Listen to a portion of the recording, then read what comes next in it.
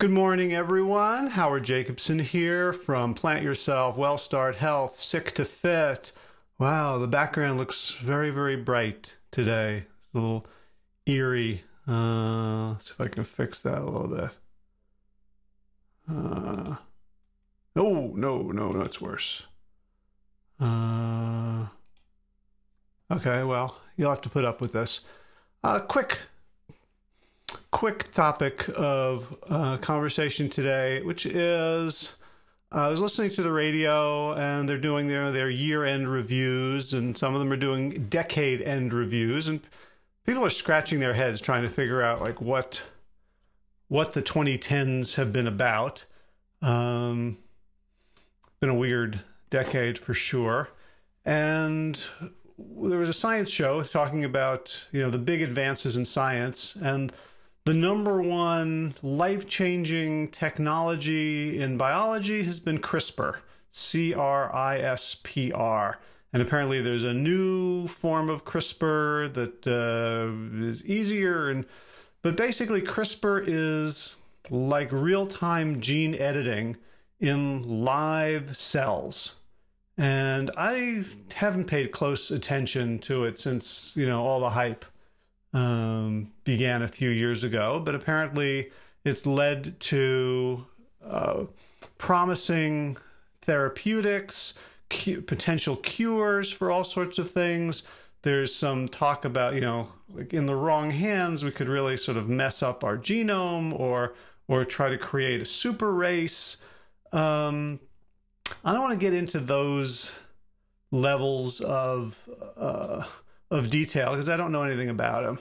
But what I do want to say is, so like my basic understanding is that we are talking here about changing our gene expression, right? So the genes are the instructions, the DNA makes the RNA, and the RNA makes the proteins, and the proteins then somehow know what to do. And having worked on the book Whole with T. Colin Campbell, I don't really ascribe to that simplistic theory anymore, that you just make a protein and it knows what to do automatically. When we look at a protein, an enzyme like mixed function oxidase, you can see a picture of in Whole, and if you go online, you can take a look, this incredibly complex folded thing. It's like saying, okay, I bought a rope, a 50-foot rope from Dick's Sporting Goods, and the rope knows how to fold itself. So, it'll every time it'll create this crazy convoluted spaghetti yarn of knots and folds and loops and all that. There's still instructions going on. And we know, and I know from having listened to lectures and read books and interviewed folks about the human microbiome and the field of epigenetics, which is to say that the genes may not change, but we can turn genes on and off. We can turn the volume up or down on specific genes based on environmental inputs. There's a fun book. Where is it? It's down there. It's called Mismatched. Hang on. Oh. Here it is, Mismatched by Peter Gluckman and Mark Hansen, called The Lifestyle Diseases Time Bomb. Shows cave person with a spear and modern person with a shopping cart. And the one of the chapters talks about how our genes historically have been affected. Boy, this lighting is really bothering me. What am I going to do about this? Will this help if I turn? Oh, much better. How health of populations has been affected by different events, traumatic events like famines and wars and genocides. And it turns out that generation, 3 or 4 generations after a famine, you see health differences in children. And when you have, grandchildren of of grandmothers who came of age in very stressful situations, such as wars, that they have different expression of their own genes.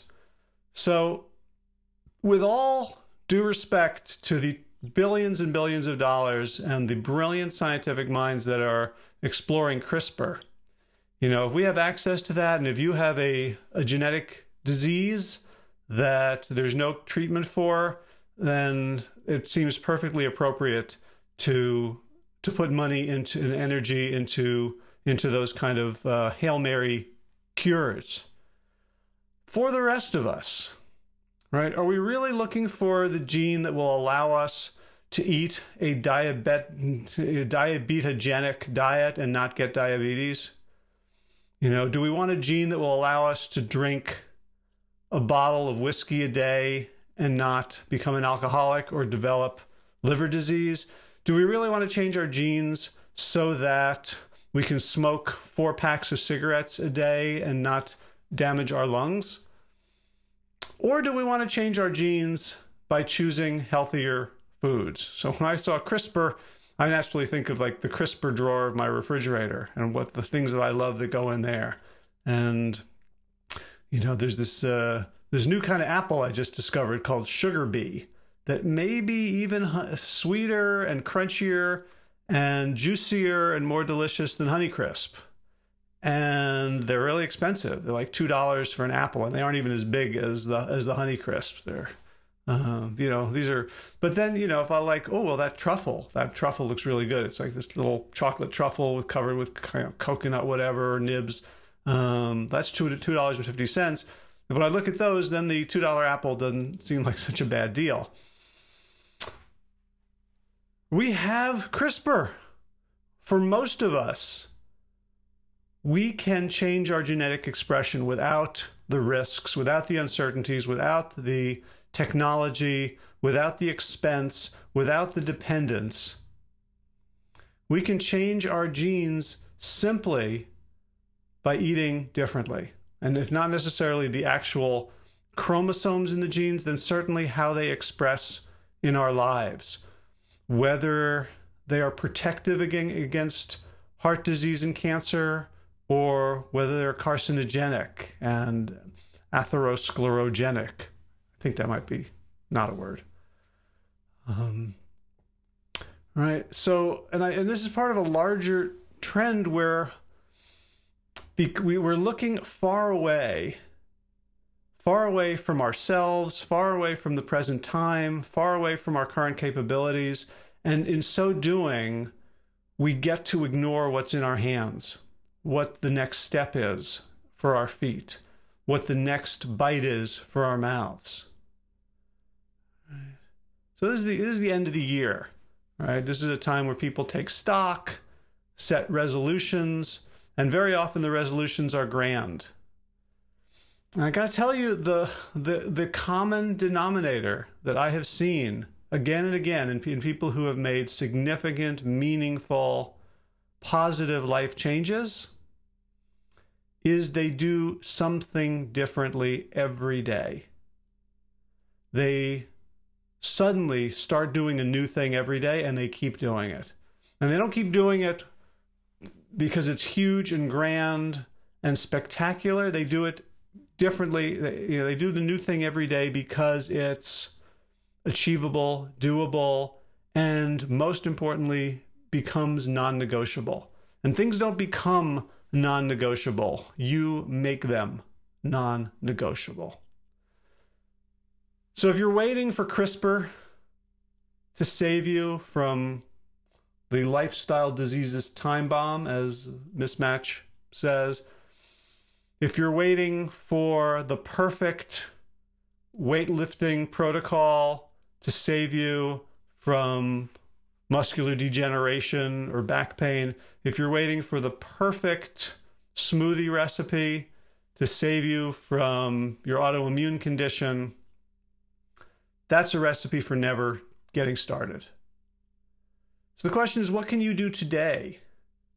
How can you create your own gene CRISPR technology to improve your own life right now. It could be as simple as adding an apple a day. It could be as simple as beginning your day with a walk to the mailbox and back. It could be as simple as 30 seconds of conscious breathing.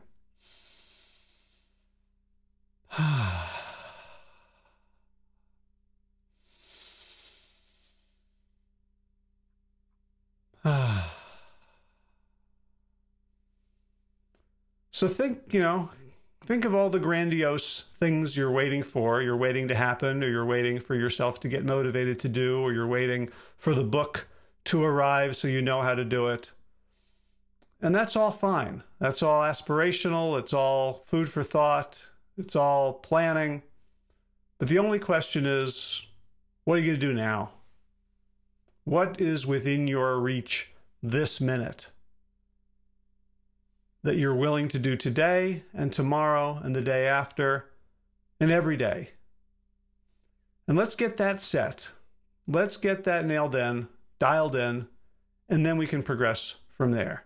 So while we're waiting for CRISPR to save us from our own genes that have brought us here this far, let's not neglect the lifestyles that once made us strong and healthy, fit and vibrant animals on this planet.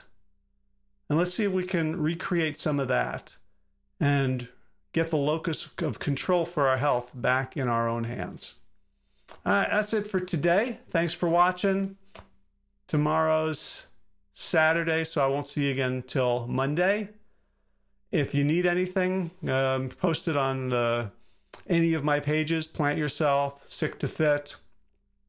If you are ready to make the 2020s your best decade ever, 2 ways to do that is to check out the Josh Howie Health Retreat, the Sick to Fit Retreat in New Orleans, March 5th through 8th. And just go to sicktofit.com/NOLA, N-O-L-A, Sick to Fit, and that's all spelled out now, SICKTOFIT, sicktofit.com/NOLA. In fact, little secret, I have that page redirected as the homepage. So all you have to do is go to sicktofit.com and you'll see all the information about the New Orleans retreat in March.